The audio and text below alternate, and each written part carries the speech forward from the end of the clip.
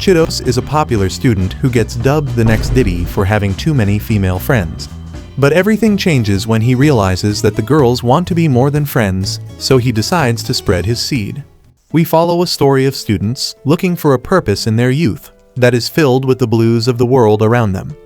In the center of that story, we follow Chidos, a normal student who goes to a normal school, doing normal activities at the start of a new school year, while hoping that one day he will look back at these days with happiness, knowing he's the center of everything. He is scrolling through his phone when his cute classmate, Yua, greets him and asks what he's looking at. Chidos shows him how an anonymous person on social media is talking smack about him being a cheek-clapping, glizzy-slipping, Johnny-Sins-like womanizer, which annoys him. Yua assures him that, considering that most people like him, it will pass, and Chidos agrees, saying that a hot, smart guy with a big willy like him should have nothing to worry about. She then shows him that they will be in the same class again, which she's happy about. But when Chidos points out that their whole group is in the same class as well, Yua is not happy that he didn't react to her first statement. Then, they meet with their gang, and Yuko greets them with a bright smile. She holds Chidos' hands, celebrating that they are in the same class again, and Chidos tells her that he would have been sad without her. But Yua quickly says that Chidos was busy ogling at girls' cheeks on the walk to school, which gives Yuko the ick. Chidos tells Yua that she's just jealous, and it earns Chidos a smack from Kaido, who is the basketball team's superstar. And alongside him is Kazuki, a superstar of the football team. They put their hands together, and each announces that they are the group's leader before going to class. There, Chidos is greeted by Haru, the girls' basketball team star, who acts like she's one of the boys, and she teases Chidos about cutting his long hair. With her is Yuzuki, who is a part of the basketball team, and is considered one of the prettiest girls alongside Yuko. But unlike Yuko and her natural cuteness, Yuzuki carries more aura around her. Then, before class starts, Chidos declares that Team Chidos, their popular group, is reunited. But the others all declare that their name should be the brand. Just then, due to them being noisy, they notice some students get annoyed. But Chidos brushes it off, saying that haters will always hate in his perfect little world. Then the class starts, and their homeroom teacher, Kira, lazily greets them and wishes them another good year. But Chidos is used to his laid-back attitude, as Kira was his teacher the year before. Just then, Haru expresses how she feels hot having to wear a tie. Chidos suggests that she use a ribbon for more neck room, but Haru refuses, saying that it will ruin her image and reputation. Suddenly, Kira asks Chidos to take over like usual, and Chidos walks to the podium to talk to the class. He doesn't introduce himself, saying that they all know his name anyway, and even adds that some even call him Playboy. Some students laugh at his jokes, while some are annoyed by how much of a try-hard he is to look friendly. He then talks about the class rep election, but his friend group suggests that he should just be the class rep like before, which he proudly accepts. Yuko stands up, saying that she should be his vice rep like before, and even makes a joke that she's good at taking care of things. And just like that, they become the class reps. During lunch, Chidos gets himself a canned drink and goes to the rooftop, where Kira is waiting for him, smoking cigarettes.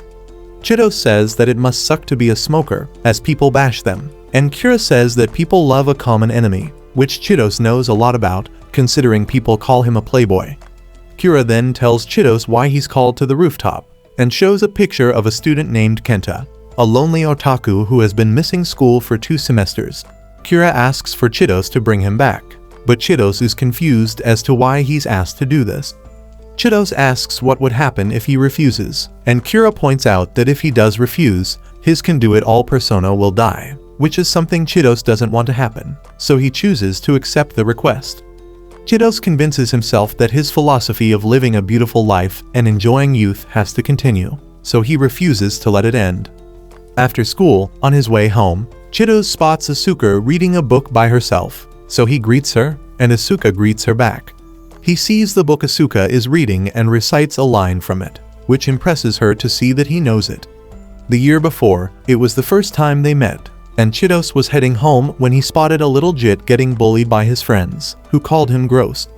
The boy was cornered into the water, with nowhere to go, and Chidos was about to help him when, suddenly, a silver-haired girl jumped in, which amazed Chidos, saying that she wanted to join in the fun. She started playing with the water with the boy, lightening up the mood, and even invited the other boys to join in. When they did, they all had fun playing in the water together, and the boys all went home happy and back as buddies again. But it left Asuka's clothes drenched, and when she saw Chidos staring at her, she teased him for staring at her being all wet. He handed her a towel and asked her why she jumped into the water instead of simply pulling the boy out of the water to save him and scolding the other two for being mean. Asuka said that she thought it would be better if the boys went home messy and smiling instead of them fighting each other, even if it cost her drenching her clothes. Chidos then asked her for her name, and when she gave it to him, saying that her name meant tomorrow's wind, Chidos was immediately captivated by her. Back in the present, Asuka comments about how Chidos looks imperfectly perfect, like a perfectly beautiful park that doesn't allow fireworks and a playground, but is pretty just for the looks.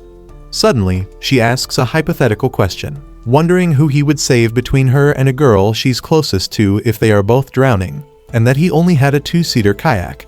He suggests that one of them just hangs on, but Asuka adds that there are piranhas in the water. Asuka confidently declares that she would save him, saying that she likes him more than any boy on her class. Chidos says that she's bad at her romantic proposal, but she tells him that it's not a proposal. She claims that someone like Chidos wouldn't choose either, and rather, Chidos would put both girls in the kayak while he would let himself get eaten by the piranhas, just because a self-sacrifice would be the most beautiful choice. Chidos laughs at that idea, saying that he wouldn't do that, but Asuka insists that a self-sacrificing person is exactly who Chidos is, which leaves Chidos speechless. That night, Chidos ponders to the moon, questioning whether, among the millions of people around him, he is fully living up to his role.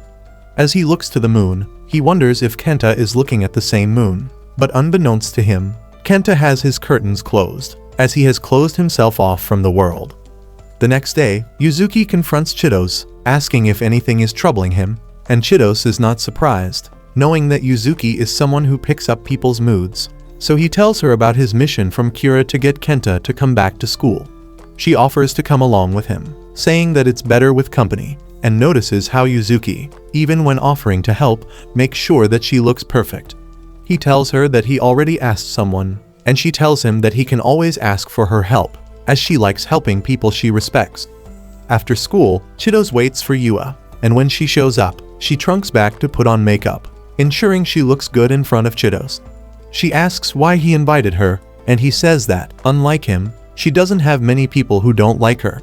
He then prepares a bike for them, and when she gets on, he asks her to grab onto him so she won't fall, but she pinches his uniform, knowing that this dude has a reputation for being a playboy. On the ride to Kenta's place, she compliments his back, saying that it's unexpectedly big, and Chidos says that he was once the best baseball player in the prefecture. She says that she knows that, as she used to watch him play before they became friends, and Chidos teases her about being his fan. But then, she vaguely both confirms and denies it. She then asks if he has any ideas, and he says that he wants to break so he can feel her juicy melons on his back, which earns him her claws on his neck. She reiterates, asking if he has any plans to handle Kenta, and he says that it's pointless to make a plan without knowing what they are facing. Then, they reach the house and tell Kenta's mother through the teleprompter who they are and why they are there. The mother lets them in and says that she also doesn't know why her son suddenly stopped going to school. They suggest that they try talking to him, and while the mother is afraid that her son might revolt, they assure her, saying that maybe they can do something about him. Then, they knock on his room's door, and Kenta immediately tells them to go away. When Chidos introduces himself, Kenta calls him the playboy who claps anything with a hole, which needs Yua to calm Chidos down. But then, when Yua introduces herself to Kenta, he recognizes her as one of the holes Chidos likes to clap, which also angers her. Kenta calls them out for only caring because the teacher told them to come, so Chidos tries to calm him down by talking about what he loves, light novels. But Kenta calls them out for not even knowing light novels properly and following legendary ones like The Day I Got Reincarnated as Diddy, or I Wake Up as My Dad, so I have to clap my mom to make sure I exist. Hey yo, what the? They admit that they don't follow either of them, and Yua asks for recommendations from him. But Kenta tells her to stop pretending that she's interested and go slip in the shower. However, Yua insists that they should talk, and Kenta slowly opens up to her. Seeing this, Chidos says that he should step away, But that angers Kenta, as he thinks that Chidos sees him as a loser, while Chidos can just bump bellies with Yua afterward. Sensing the extreme hostility, Chidos says that they should leave, and Kenta tells them not to come back, saying they have nothing in common. On the ride back home, Yua asks if Chidos notices anything from the meeting, and all he can think of is that Kenta hates him so much that he would bite Kenta's pickle off if he could. Yua can see why he would hate Chidos, but she assures Chidos that he is still cool even with the hate. Then, they get some novels to read, and as they head home, the orange sky presents itself to them, all the while Yua has her hand tightly on Chidos. That night, Chidos decides to take a different approach, so the week after, he takes Yuko with him to meet Kenta, thinking she would help. On the bike, she warns him to sit down, as people can see her snoo. But she doesn't mind some randoms seeing it. So Chidos jokes and asks her to show it to him, but she says that he gets to see it on their special day. As she sits behind him, she says that Chidos doesn't reek of sweat like before anymore, but that disappoints her as she likes the smell of his sweat. She pushes her melon into him and stays like that until they get to Kenta's place. There, Kenta once more tells Chidos and his transmitted diseases to go away. When he doesn't hear from Yua, Kenta already knows that she doesn't care about him, but Chidos assures him that she's not like that. Then, Yuko introduces herself to Kenta, and like before, Kenta calls her one of the plot holes Chidos likes to clap, but she doesn't get what he means. When Chidos explains, she gets offended, saying that her plot holes are limited edition, and that his words are mean.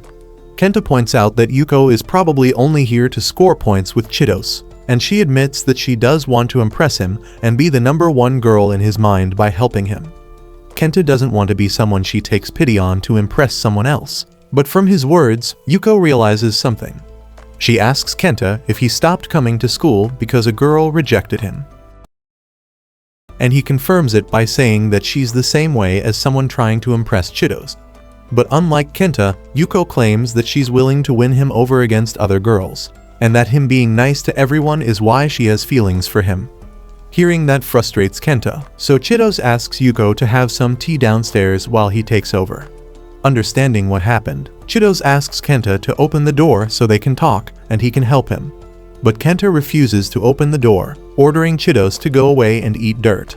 But when Chidos walks away, Kenta secretly wishes he could have been on the other side of the door with them. But then, moments later, Kenta sees a shadow figure in his window, and suddenly, Chidos breaks the window with a baseball bat, shocking Kenta. With a smile, he invites Kenta to join him and find something in common with each other. Thank you for watching today's recap video. If you enjoy this recap and want a part 2, comment down below baseball bat and hit the like button.